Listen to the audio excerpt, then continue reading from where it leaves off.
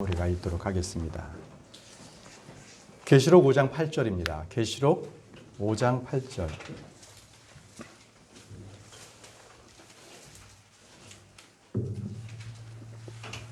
계시록 5장 8절입니다. 계시록 5장 8절. 자, 다 찾으셨습니까? 그럼 읽도록 하겠습니다. 시작. 그분께서 그 책을 취하심에 내 짐승과 24 장로가 저마다 하프와 향이 가득한 금병들을 가지고 어린 양 앞에 엎드렸는데 이 향은 성도들의 기도라. 이 향은 성도들의 기도라. 향에 타오르는 그 연기가, 그 향 내음이 우리의 기도라고 말씀하셨습니다. 오늘 그 의미를 살펴볼 텐데요. 먼저 기도하고 시작하겠습니다. 전능하시고 거룩하신 아버지 하나님, 오늘 주의 말씀으로 우리를 세우시니 감사합니다. 주님께서 주신 이 말씀을 통하여서 우리가 참으로 크신 하나님의 사랑, 그리고 그 공의를 깨달을 수 있도록 인도해 주시옵소서. 또 주시는 말씀을 통해서 그 말씀이 우리의 믿음과 잘 결합할 수 있도록 인도하시고, 이 시간 주의 말씀을 받을 때에 지혜와 계시의 영도 허락하셔서 한 말씀 한 말씀을 우리가 놓치지 아니하도록 주님께서 인도해 주시기를 원합니다. 예수님의 이름으로 기도합니다. 네, 자리에 앉으시기 바랍니다.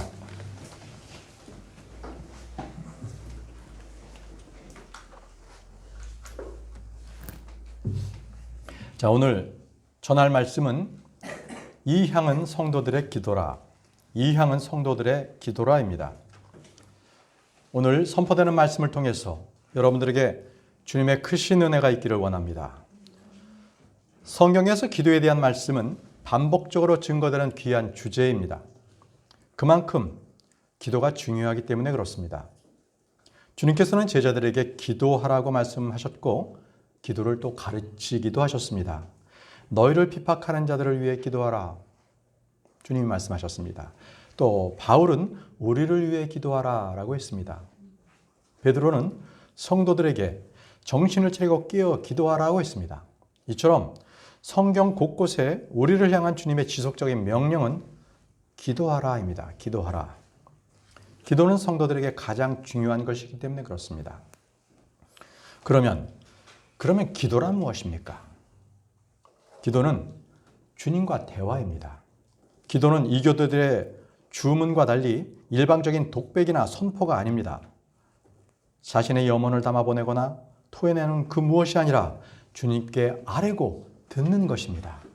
혼자 내뱉고만은 일방적인 말이 아닙니다. 이것은 주님과 교제하며 대화하는 것입니다. 하나님은 신실한 기도에 응답하시는 분이십니다. 여러분이 매일 읽는 성경 구절을 통해서나 설교를 통해서나 하나님은 여러분들의 기도에 응답하시는 분이십니다. 그래서 기도는 우리 그리스도인들에게는 필요한 힘을 공급을 해주시는 것입니다. 우리는 하나님의 자녀로서 세상의 핍박과 어려움을 겪을 때에 이런 어려움을 이기는 도움은 하나님께 기도함으로써 얻습니다. 기도는 매일 하나님과 동행을 유지하는 데 필요한 힘을 우리에게 공급해 주십니다. 말씀을 보겠습니다. 시편 28편입니다. 시편 28편 6절에서 8절입니다.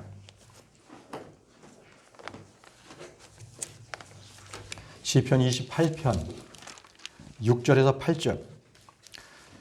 주께서 나의 간구하는 소리를 들으셨으니 그런즉 내가 그분을 찬송하리로다. 주는 나의 힘이시요 나의 방패시니 내 마음이 그분을 신뢰하여 내가 도움을 얻었도다. 그러므로 내 마음이 크게 기뻐하며 내가 내 노래로 그분을 찬양하리로다. 주는 그들의 힘이시요 자신의 기름 부음 받은 자의 구원하시는 힘이시로다. 이처럼 기도는 우리에게 평강과 위로를 줍니다. 우리가 기도하면 하나님께서는 그를 들으십니다. 우리가 무엇을 기도할지 모를 때에 성령께서 우리를 위해 중보하시고 우리의 기도를 받으십니다. 하나님께서 우리의 기도를 이해하실 수 있도록 성령님께서는 만들어 주십니다. 말씀을 보십시오. 로마서입니다. 로마서 8장 26절.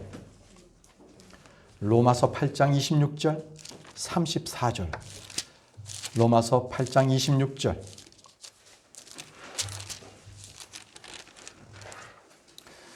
로마서 8장 26절 먼저 읽겠습니다. 이와 같이 성령께서도 우리의 연약함을 도우시나니 우리가 마땅히 기도할 바를 알지 못하나 성령께서 말로 할 수 없는 신음으로 친히 우리를 위해 중보하시느니라. 자, 34절 읽겠습니다. 34절. 누가 정죄하리요? 죽으신 분은 그리스도시요 참으로 다시 일어나신 분도 그리스도시니 그분께서는 바로 하나님의 오른편에 계시며 또한 우리를 위해 중보하시느니라. 우리를 위해 중보하시느니라. 예수님께서도 우리를 위해서 중보하십니다. 이는 우리가 기도하면 하나님께서 내가 짊어져야 할 모든 짐들을 대신 짊어지신다는 말씀입니다. 여러분, 오늘 본문을 보셨지만 이 향은 성도들의 기도라고 하셨습니다. 왜 향이 성도들의 기도일까요? 향과 기도는 무슨 관계가 있는 것일까요? 이것을 알기 위해서는 먼저 주께서 모세에게 명령하신 성막에 대해 기본적으로 알아야 할 것들이 있습니다. 오늘 몇 가지 성막에 대해서 먼저 설명을 드리도록 하겠습니다. 성막은 안뜰이 있습니다. 그리고 바깥뜰이 있습니다.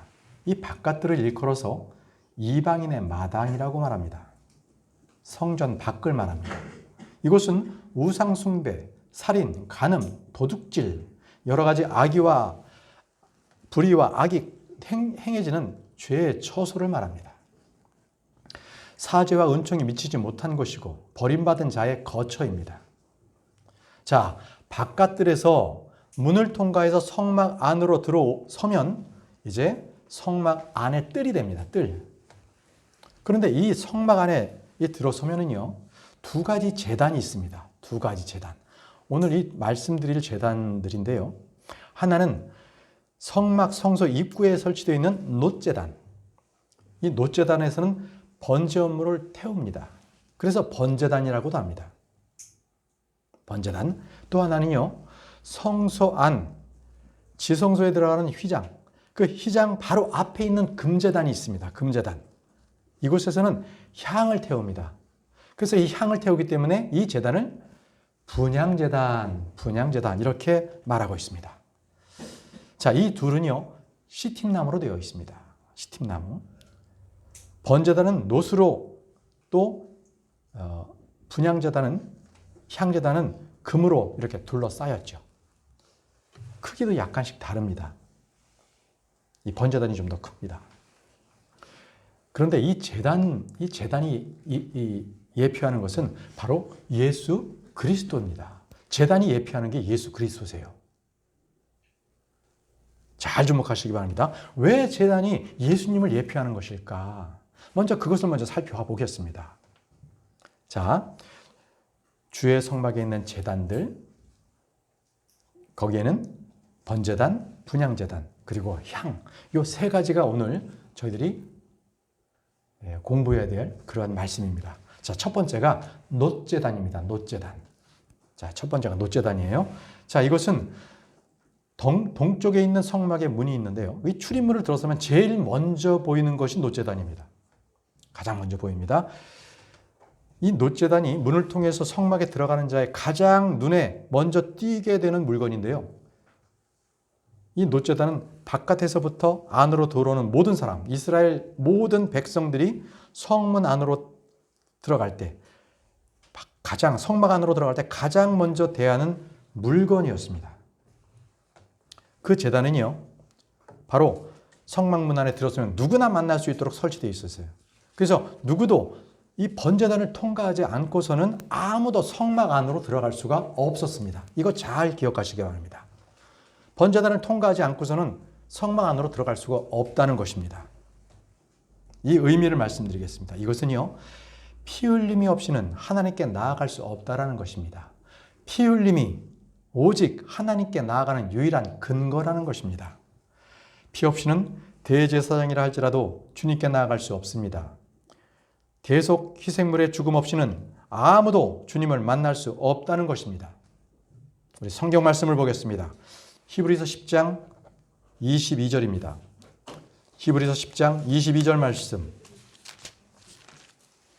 히브리서 10장 22절.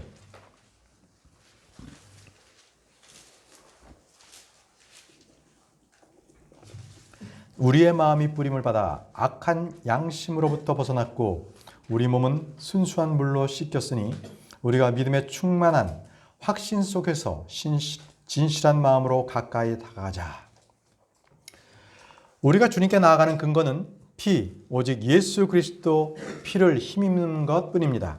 우리가 주님께 나아가는 근거는 우리의 어떤 행위나 우리의 외적인 요소로 되지 아니하고 오직 주님의 피뿐입니다.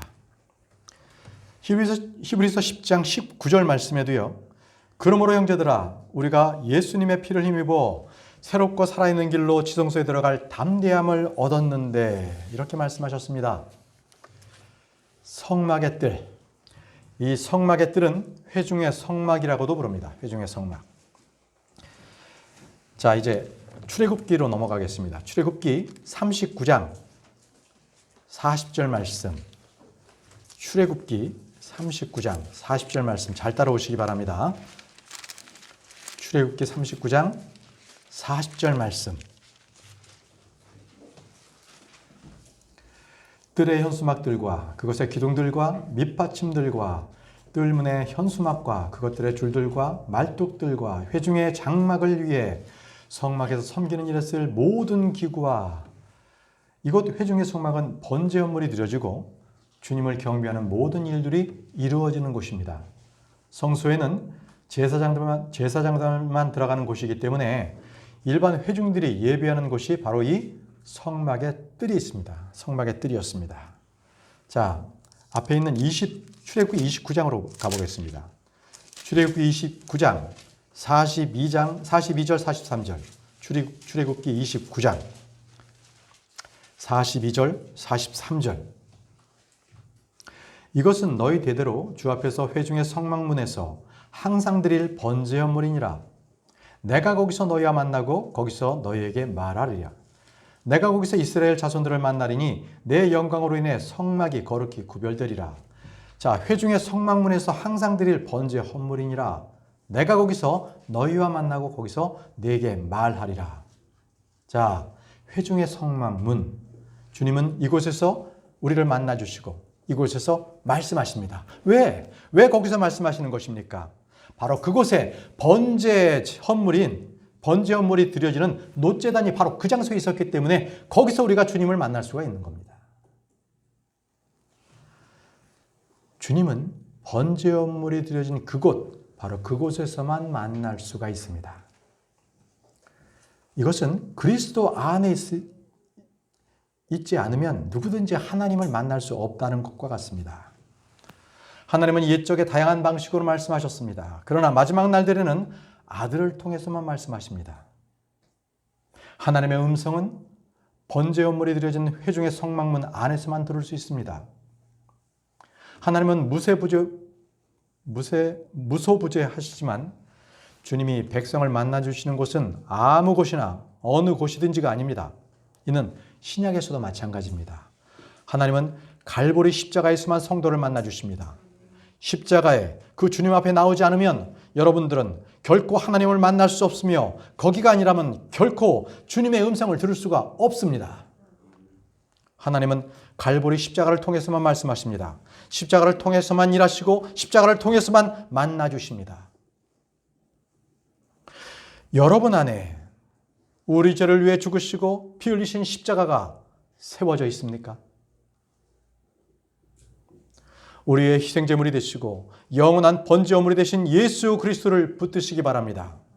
하나님과의 깊은 친교는 오직 십자가 위에서만 이루어진다는 사실을 기억하시기 바랍니다. 십자가. 그 십자가는 우리의 죄에 대한 공의로운 심판이 집행되었던 것입니다. 우리를 향한 하나님의 사랑이 또한 드러난 것이기도 합니다. 십자가가 없는 신앙이란 성막이 없는 이스라엘 백성과도 똑같습니다. 놋제단, 이곳은 번제물을 드리는 곳입니다. 제단, 이 제단이라는 말이 의미하는 것은 도사라는 장소라는 뜻이 있습니다. 도사라는 장소. 이 제단에는 수많은 양들과 염소들과 소들이 죽었습니다. 제단에 흐르는 피를 통해 피 흘림이 없이는 죄사함이 없다는 말씀을 기억하게 합니다. 놋제단은 우리 주 예수 그리스도의 속죄, 그것을 가장 잘 드러나는 곳입니다. 또한 놋은요, 심판과 저주를 의미합니다. 놋, 그것은 심판과 저주를 의미한다. 금은 영광을 나타납니다. 은은 구속을 말합니다. 놋은 심판을 말합니다. 놋은 자주 성경에서도 주의 심판을 선고할 때, 심판이 선고될 때마다 등장하는 말이기도 합니다. 여러분들 광야의 놋뱀 사건을 기억하시죠? 왜 하필이면 금이나 은이 아니라 놋이겠습니까? 그것도 놋으로 뱀을 만드셨습니까? 왜 양이나 소가 아니라 마귀를 예표하는 뱀을 만드셨느냐는 것입니다. 그 이유는 주님이 우리의 죄와 저주가 되셔서 심판을 받으셨기 때문에 그렇습니다. 세상의 모든 사람의 죄를 담당하신 주님의 모습을 형상화한 것이 바로 놋뱀이었습니다. 주님은 그 위에 저주의 심판을 바로 그 놋뱀 위에 내리셨던 것입니다. 자, 놋제단. 놋제단이 의미하는 것은 갈보리 언덕에 세워진 그 십자가입니다. 성막의 번제단이 놋으로 만들어져 있다면, 그리고 그곳에서 양을 태웠다면 그 번제단의 본체는 바로 그 십자가입니다. 양은 누굽니까? 예수 그리스도. 우리 주 예수 그리스도께서 하나님의 거룩하신 분, 그 무서운 소멸시키는 분을 견디시는 참 놋제단이셨습니다. 자신을 온전히 제물로 드린 그 번제의 헌물이 되셨다는 것입니다. 주님은 하나님의 진노의 불을 통과하셨고 묵묵히 담당하셨습니다. 예수 그리스도께서는 우리의 죄들을 짊어지시고 하나님의 저주를 받아 지옥으로 가신 것입니다. 놋제단. 놋제단은 죄를 심판하고 그 대가를 지불해야 하는 장소, 그 장소입니다. 휘장이 죄로 인해서 분리되었다면 놋제단은 죽음이 죄의 결과다, 이렇게 말하는 것입니다. 놋제단은 또한 죄의 사면을 말하는 곳이기도 합니다. 죄에 대한 하나님의 처방은 예수 그리스도의 십자가입니다. 그곳에서 죄에 대한 타협을 할 줄 모르시는 하나님의 심판은 죄인을 처벌함으로써가 아니라 죄인들의 대속물로 드려진 바로 그 대속물을 심판하셨습니다. 바로 그 대속물을 친히 감당하신 분이 계십니다. 말씀을 보겠습니다. 베드로전서 2장 24절. 베드로전서 2장 24절 말씀을 보십시오.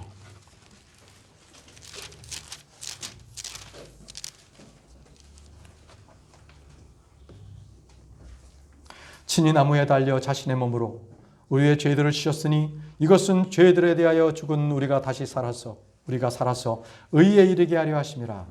그분께서 채찍에 맞음으로 너희가 고침을 받았나니.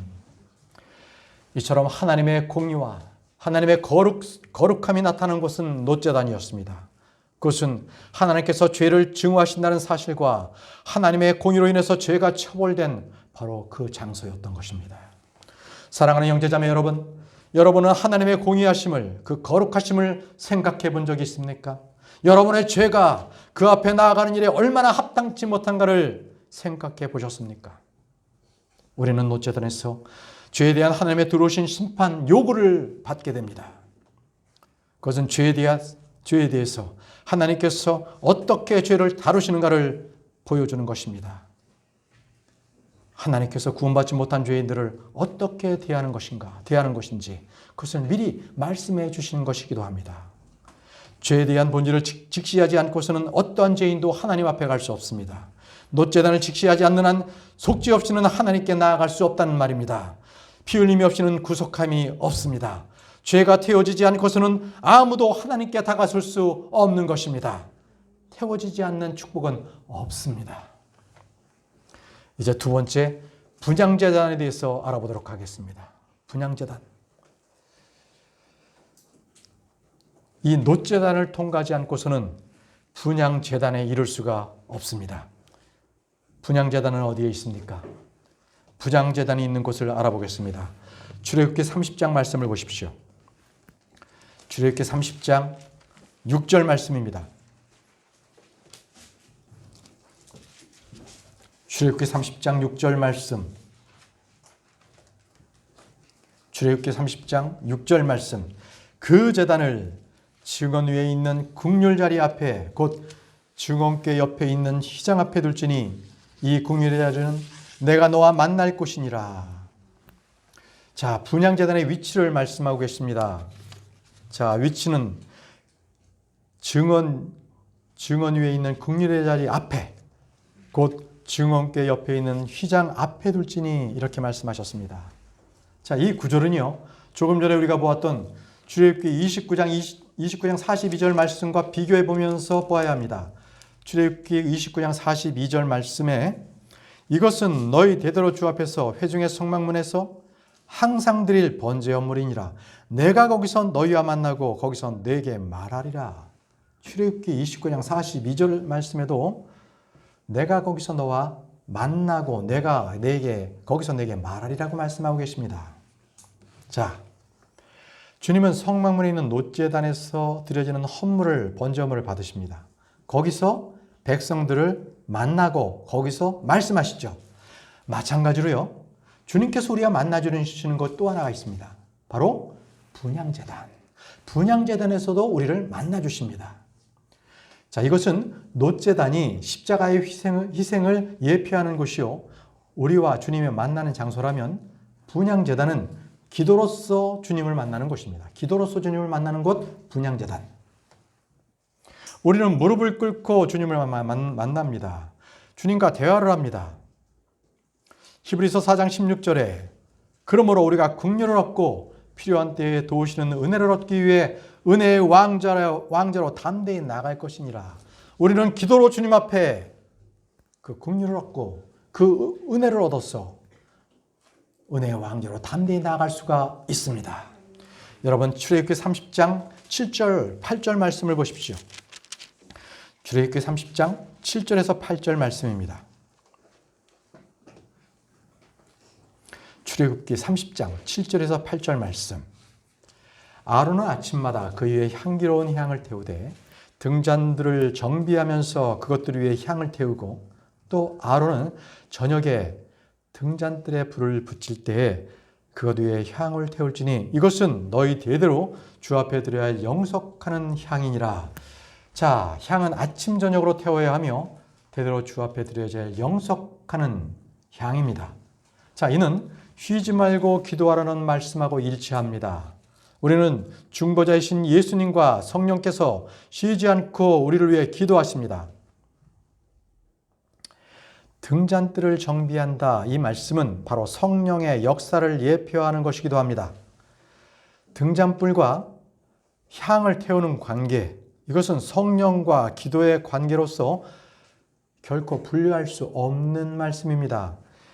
유다서 1장 20절에 그러나 사랑하는 자들아 너희는 너희의 지극히 거룩한 믿음 위에 너희 자신을 세우며 성령님 안에서 기도하라고 말씀하고 계십니다. 성령님 안에서 기도하고 또 에베소서 6장 18절 말씀에 보면 모든 기도와 간구로 성령 안에서 항상 기도하되 모든 성도를 위해 인내와 간구로 그 일에 깨어있고 성령 안에서 항상 기도하되.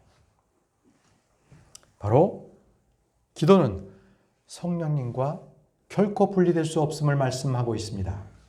자, 그런데 아침과 저녁마다 등잔들에 불을 붙일 때 그 위에 향을 태웠다고 했습니다.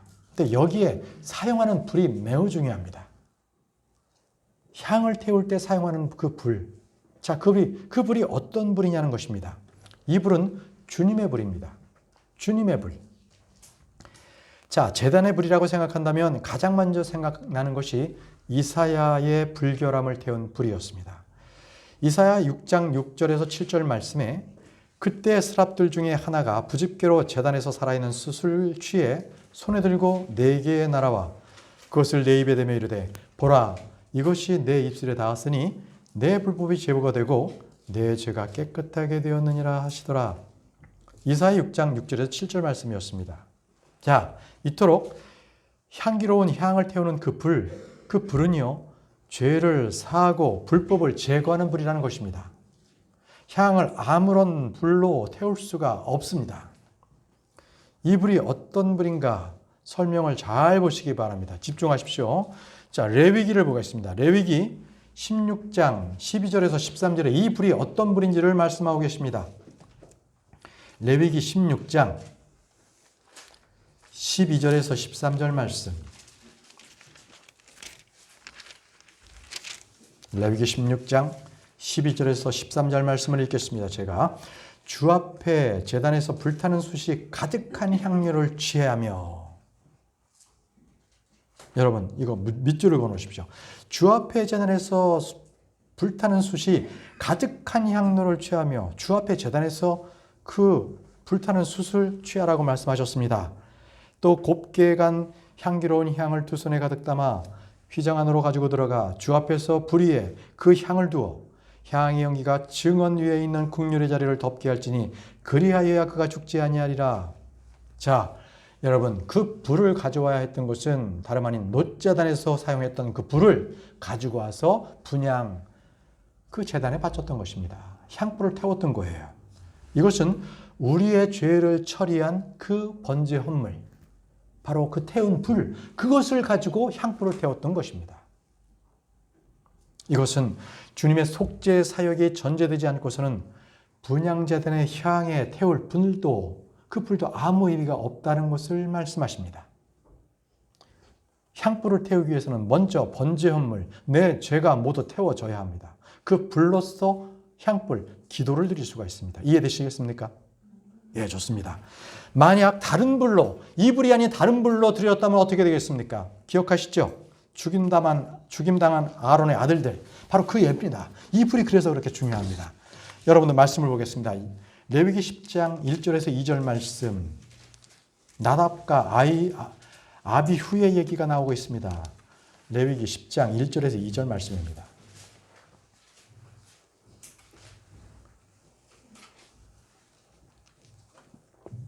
아론의 아들 나답과 아비후가 각각 자기의 향로를 가져다가 그 안에 불을 담고 그 위에 향을 놓되 주께서 그들에게 드리라고 명령하지 아니하는 이상한 불을 그분 앞에 드렸더니 불이 주로부터 나와 그들을 삼키매 그들이 주 앞에서 죽으니라. 자, 이것이 말씀하시는 것은 바로 이것입니다. 주님께서 명하시지 않은 불, 제단에서 번제 헌물을 태운 그 불이 아닌 이상한 다른 불을 드렸다면 그것은 주님께서 받지 않으신다는 것입니다. 이 말씀은 갈보리 십자가를 통하지 않는 그 어떤 희생도, 예배도, 기도도 그 사람을 구원하지 못한다는 것입니다. 도리어 그는 영원한 지옥불에 자신이 삼켜진다는 사실을 보여주고 있습니다. 주님이 명하시지 않은 이상한 불을 향로에 담고 그 위에 향을 놓았던 아론의 아들들은 죽었습니다. 이는 오늘날 하나님의 보존된 말씀, 순수한 말씀인 킹제임스 성경을 쓰지 않는 이상한 다른 성경을 쓰고 예배를 보고 신앙생활을 하는 사람들은 지옥불에 삼켜질 것을 말씀하십니다. 만약 그 중에 구원받은 사람이 있다면 그들은 그리스도의 심판석에서 모든 것이 불타 없어질 것을 그들은 보게 될 것입니다. 다 같이 고린도전서 3장입니다. 고린도전서 3장 13절에서 15절 말씀을 보겠습니다. 고린도전서 3장 13절에서 15절 말씀입니다. 고린도전서 3장 13절에서 15절 말씀. 각 사람의 일이 드러나리라. 그날의 것을 밝히 드러내리니 이는 그것이 불에 의해 드러나고 그 불이 각 사람의 일이 어떤 종류인지 그것을 시험할 것이기 때문이라. 어떤 사람의 그 기초 위에 남은 일이 남아있으며 세운 일이 남아있으면 그는 보상을 받고 어떤 사람의 일이 불타면 그는 보상의 손실을 당하리라. 그러나 그 자신은 구원을 받되 불에 의해 받는 것 같이 받으리라. 이상한 불이 여러분들을 태우든 여러분이 한 일을 태우든 반드시 무엇인가를 완전히 태우고 삼켜버릴 것입니다.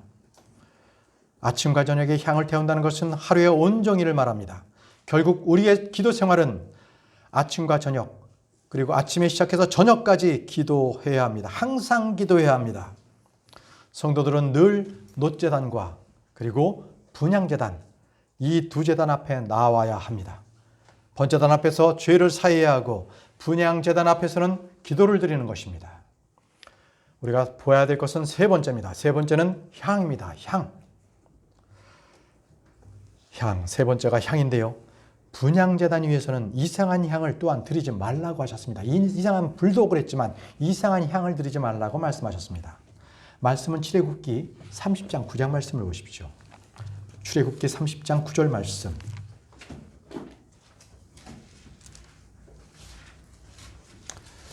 출애굽기 30장 9절 말씀. 너희는 그 위에 이상한 향을 드리지 말며 태우는 희생물이나 음식 허물을 드리지 말고 그 위에 음료물을 붓지 말지니라. 분향제단 위에서는 어떤 희생물도 올려서는 안 됩니다. 이상한 향을 드리지 말라는 것은 주님께서 정해주신 향을 써야 한다는 것입니다. 주님께서 정해주신 향, 그것은 출애굽기 30장 34절에서 35절 말씀에 있습니다. 출애굽기 30장 34절 35절 말씀.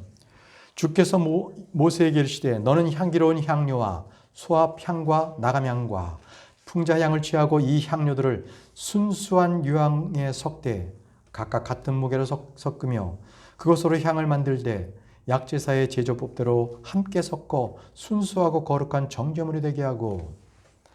자, 이상한 불을 드렸던 아론의 아들들이 즉사했듯이 분향제단에 이상한 향을 드리는 것은 금기사항입니다. 십자가에서 우리 주님께서 드렸던 기도와 연관된 기도가 아니라면 모든 기도는 이상한 향입니다. 분향제단에 사용된 불은 놋제단에서 나온 불로만 점화될 수 있습니다. 하늘의 하나님께서 번제단에 올려진 어린 양 위에 그 내린 진노의 불만이 우리의 모든 죄를 깨끗하게 제거할 수 있습니다. 그 불만이 분향제단의 향을 태워서 그 향기를 하나님 앞에 올려드릴 수 있는 것입니다. 그 불은 우리의 죄가 처리된 불입니다. 하나님은 어린 양 예수 그리스도를 통과하지 않는 그 어떤 희생제물도 받지 않으십니다. 그렇기 때문에 어떤 기도나 어떤 예배도 주님께서는 연락하지 않으십니다. 다 같이 예레미야 6장 19절에서 20절 말씀을 보겠습니다. 예레미야 6장 19절에서 20절 말씀. 예레미야 6장 19절에서 20절 말씀. 오 땅들아 들으라. 보라, 이 백성이 내 말들과 내 법에 귀를 기울이지 아니하고 그것을 거절하였으므로 내가 그들을 위해 제한 곧 그들의 생각의 열매를 가져오리라. 무슨 목적으로 세바에서 내게 향을 가져오며 먼 나라에서 향품을 가져오느냐. 너희의 번제물들은 내가 받을 수 없으며 너희의 희생물들을 내게 향기롭지 아니하니라. 우리 말씀을 한 절 더 보겠습니다. 아모스서입니다. 아모스 5장 21절 말씀을 보겠습니다. 아모스 5장 21절 말씀.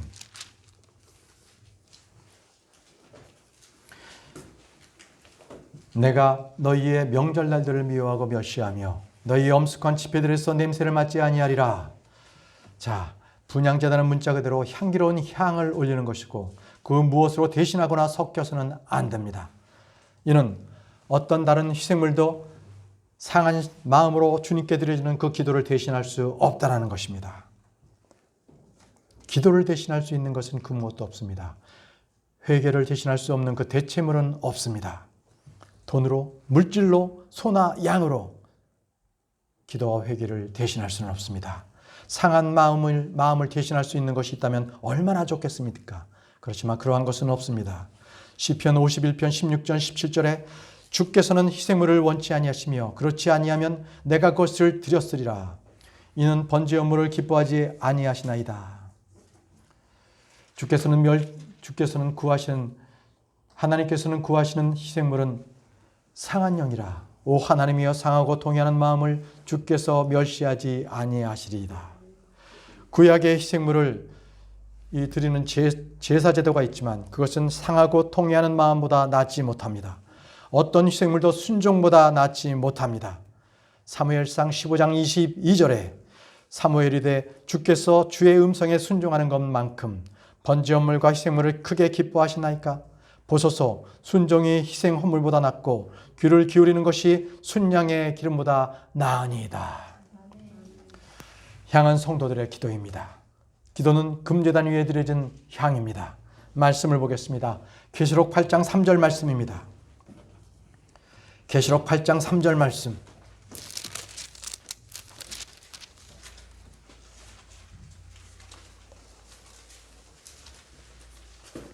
계시록 3장 8절.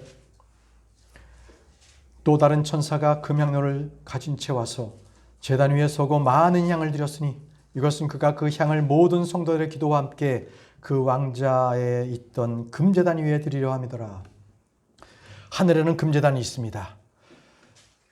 금향로를 가져와 제단 앞에 서고 많은 향을 받았는데 그 향은 모든 성도들의 기도와 함께 그 왕자 앞에 있는 금제단 위에 드리려 함이었습니다.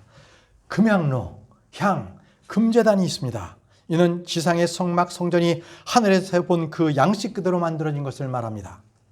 지상에서는 성막과 성전에 레위 지파 제사장들이 섬겼지만 하늘의 성소에서는 천사들이 섬깁니다.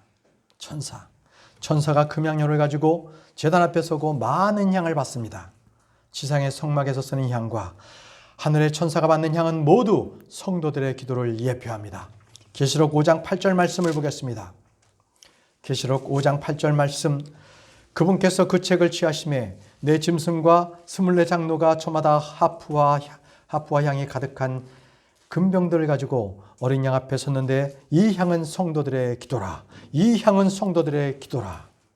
향은 성도들의 기도입니다. 천사는 그 향을 모든 성도들의 기도와 함께 왕자 앞에 있는 금제단 위에 드려야 합니다. 주님은 향에 대해서 이렇게 말씀하셨습니다. 출애굽기 30장 27절 말씀을 보십시오. 출애굽기 30장 27절 말씀. 37절입니다. 출애굽기 30장 37절 말씀. 내가 만들 향으로 말하건대 그것은 주를 위한 것으로 내게 거룩한 것이 되리니 너희는 그것의 혼합 방법대로 너희를 위하여 만들지 말지니라. 향으로 말하건대 그것을 주를 위한 것이고 너를 위하여 만들지 말라고 말씀하십니다. 이 점에 주의를 기울여야 합니다.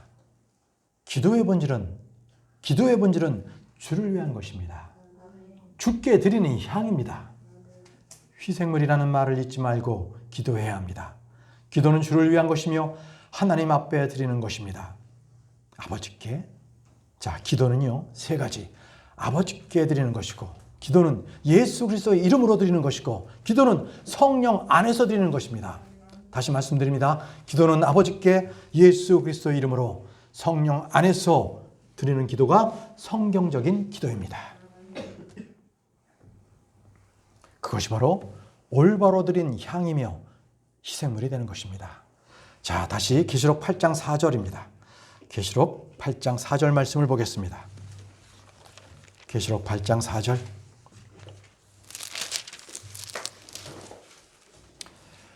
성도들의 기도와 함께 피어난 향의 연기가 그 천사의 손에서 나와 하나님 앞에서 위로 올라가더라.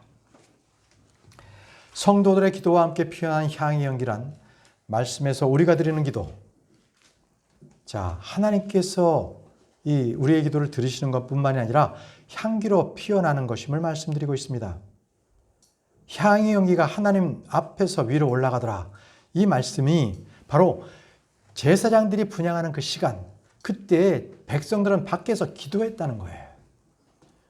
다시 한번, 제사장들은 이 분향제단에서 향불에 향을 태워서 바로 향을 위로 올려보냈습니다. 그런데 그 시간에 정확하게 백성들은 밖에서 기도하는 시간이었습니다. 말씀을 보겠습니다. 누가복음 1장입니다. 누가복음 1장에 그 말씀이 나옵니다. 누가복음 1장 9절에서 10절 말씀. 누가복음 1장 9절에서 10절 말씀.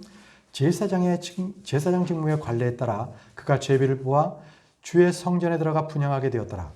자, 잘 들으십시오. 백성의 온 무리는 분향하는 시간에 밖에서 뭐 하더라? 기도하더라. 분향하는 시간에 밖에서 기도하더라. 자, 분향하는 시각에 백성들은 기도했는데 향의 연기는 기도와 함께 하나님 앞에서 올라갔다는 것을 말씀드리고 있는 것입니다. 자, 우리는 지금까지 번제단, 분향제단, 그리고 제단의 불과 그 향이 어떤 관계인지, 그것이 기도와 어떤 관계인지를 알아봤습니다. 사랑하는 형제자매 여러분, 성경에 우리가 기도 외에 몇 가지 더 주님께 드려야 할 향이 있습니다. 기도 외에 우리가 주님 앞에 드려질 향을 한번 말씀드리겠습니다. 첫 번째가 주님 앞에 드려질 향은 우리의 몸을 거룩한 산제물로 주님께 드리는 것입니다. 우리의 몸을 거룩한 산제물로 주님께 드린다. 그것이 주님께 드려지는 향입니다. 구원 이후에 바로 헌신을 말씀드리고 있습니다.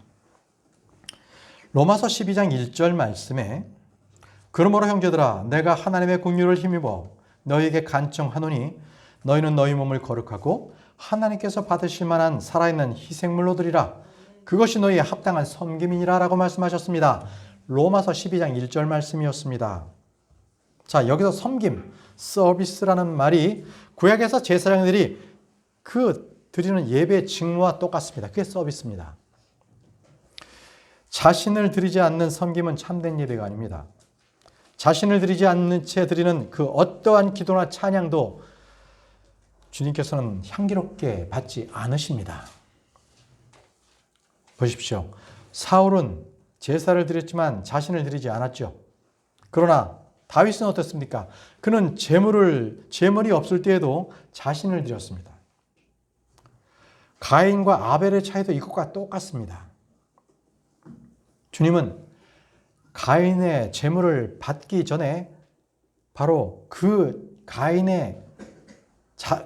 자신도 받지 않았던 겁니다. 가인을 안 받으셨기 때문에 가인이 드리는 제물도 안 받으셨어요. 아시겠습니까? 그 자신이 먼저였습니다. 이토록 자신을 주님께 드리지 않는 예배는 바로 종교입니다. 종교.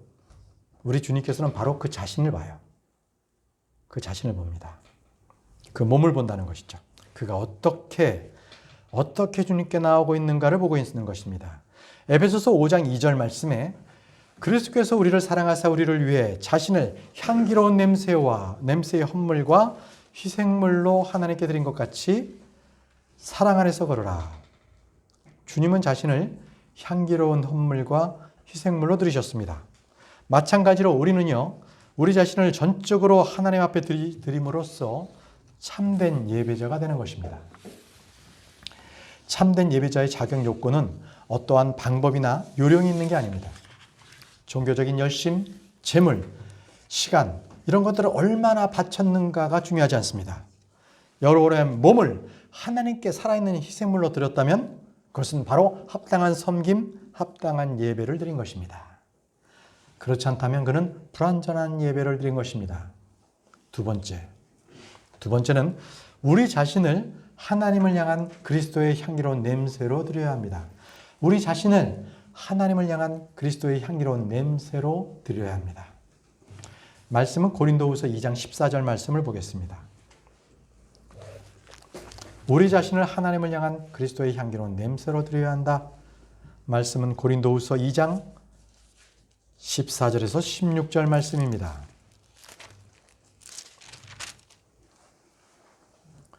고린도후서 2장 14절에서 16절 말씀.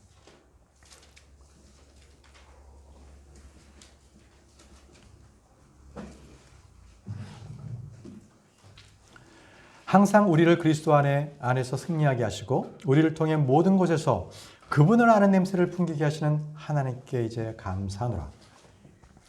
우리는 구원받을 자들 가운데서나 멸망하는 자들 가운데서나 하나님을 향한 그리스도의 향기로운 냄새니 한 부류에게는 우리가 사망에 이르는 사망의 냄새요 다른 부류에게는 생명에 이르는 생명의 냄새니라. 누가 이런 것들을 감당하리요?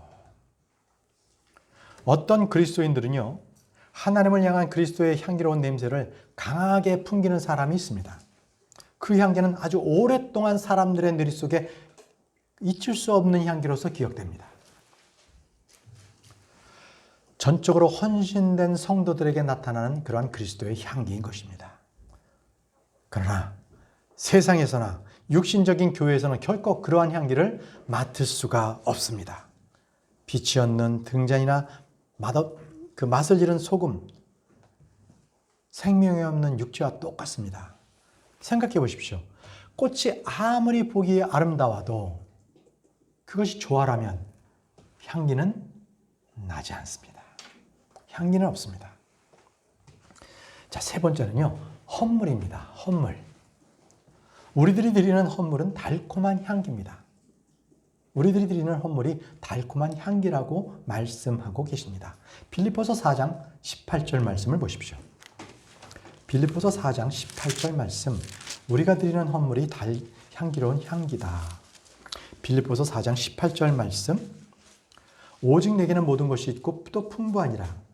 에바브로 디도 편에 너희가 보낸 것들을 받았으므로 내가 풍족한데 그것은 향기로운 냄새의 향기요 받으실 만한 희생물이며 하나님을 매우 기쁘게 한 것이니라. 자, 빌립보 교인들이 바울에게 선교헌금, 헌물을 보냈는데 이것을 일컬어서 바울은 달콤한 향기, 받으실 만한 희생물이라고 말하고 있습니다. 주님은 성도의 섬김을 결코 잊지 아니하시는 분이십니다. 결코 잊지 아니하십니다. 히브리서 6장 10절에 하나님은 불의하지 아니하사 자신의 이름을 위해 너희가 보여준 너희의 행위와 사랑의 수고 곧 너희가 성도들을 섬겨온 것과 섬기고 있는 것들을 잊지 아니하시느니라. 우리 하나님께서는 불의하지 아니하십니다. 그래서 우리가 선한 행위를 한 것들, 그리고 성도들을 섬긴 것들, 교회를 섬긴 것들에 대해서 결코 잊지 아니하시고 보응하시는 하나님이십니다. 선교헌금, 구제헌금, 가난한 자를 돕는 일은 성도들이 주님께 향자단에서 향기로운 향을 올리는 것과 동일합니다. 사도행전 10장에 나오는 이방인 백부장 고넬료를 생각해 보십시오. 그는 주님을 믿지 않았지만 구제와 기도를 많이 했습니다. 그러나 그가 하나님을 믿지 않았을지라도 하나님께서는 그를 기억하셨습니다. 그의 기도와 구제를 기억하셨던 것입니다. 성도들이 행하는 기도와 구제는 우리 주님 앞에 향기로운 향으로 올라간다는 사실을 기억하시기 바랍니다. 갈라디아서 6장 10절에 그러므로 우리는 기회 있는 대로 모든 사람에게 선을 행하되 특히 믿음의 집안에 속한 자들에게 할지니라. 믿음의 집에 속한 자들에게 할지니라. 베푸는 삶이 성도들의 삶이요 향기로운 향이 되는 것입니다. 향기를 품는 삶이 됩니다. 디모데전서 6장 18절에 또 선을 행하며 선한 일들에 부여하고 베푸기를 좋아하며 기꺼이 나누어 주게 하라. 기꺼이 나누어 주게 하라. 주는 것이 받는 것보다 복됩니다. 여러분들은 힘이 있는 한 선을 베푸시는 성도 여러분 되시기 바랍니다. 그것은 강한 향기를 내는 향료요 주님 앞에 상달되는 향기를 내뿜기 때문에 그렇습니다. 잠언 3장 27절 말씀에 내 손 안에 선을 베풀 힘이 있거든 마땅히 그것을 받을 자들에게 선을 베풀기를 금하지 말며. 잠언 3장 27절 말씀이었습니다. 내 손 안에 선을 베풀 힘이 있거든 마땅히 그것을 받을 자들에게 선 베풀기를 금하지 않는 성도 여러분이 되시기 바랍니다. 이제 말씀을 정리하겠습니다. 우리가 하나님께 드리는 기도는 우리의 희생물이 되시고 영원한 번제물이 되신 예수 그리스도, 오직 그 십자가 위에서만 이루어집니다. 주님이 우리의 죄와 저주가 되셔서 심판을 받으셨던 그 불, 하나님의 진노가 처리되고 죄의 심판을 거친 그 불, 우리의 죄를 사하고 불법을 제거한 그 불만이 우리의 기도의 향을 태울 수가 있습니다. 기억하십시오. 번제단이 죄를 심판하고 그 대가를 지불한 장소인 것처럼 십자가에서 자신을 처리하고 그리스도로 옷 입고 예수 그리스도를 통한 기도만이 우리 주님께서 받으십니다. 번제단에 사용된 그 불만이 금양불의 불로 향을 태울 수 있다고 말씀드렸습니다. 우리는 모두 주님 앞에서 향기로운 향을 태우는 제사장들입니다. 주님께서 말씀하신 대로 우리는 믿고 순종하는 저와 여러분들을 통해서 주님의 향기가 하나님께 드려지고 온 세상에 널리 퍼져지기를 원합니다. 기도하겠습니다. 전능하신 하나님 아버지, 오늘 이 시간에 주께서 주시는 말씀을 선포하였습니다. 이 향은 성도들의 기도라. 이 향은 성도들의 기도라. 주님, 우리가 주님께 드려지는 이 기도는 주님께서 기뻐하시는 기도, 주님께서 만족하시는 기도, 그리고 주님께 온전히 올려드려지는 그러한 기도가 되게 도와주옵소서. 우리가 믿음에 굳게 서서 주님께 기도드리는 것을 하나님 다시 한번 우리가 깊숙하게 생각해서 오직 이것은 예수 그리스도의 그 대속하심으로 이루어진 하나님께 담대하게 나갈 수 있는 새롭고 살아있는 길이라는 것을 깨달아 알고 우리가 진실한 마음으로 신실한 마음으로 주님께 올려드리는 향기로운 향으로 주님께 기도를 드리는 모든 성도님들이 될 수 있도록 인도해 주옵소서. 예수님의 이름으로 기도합니다. 아멘.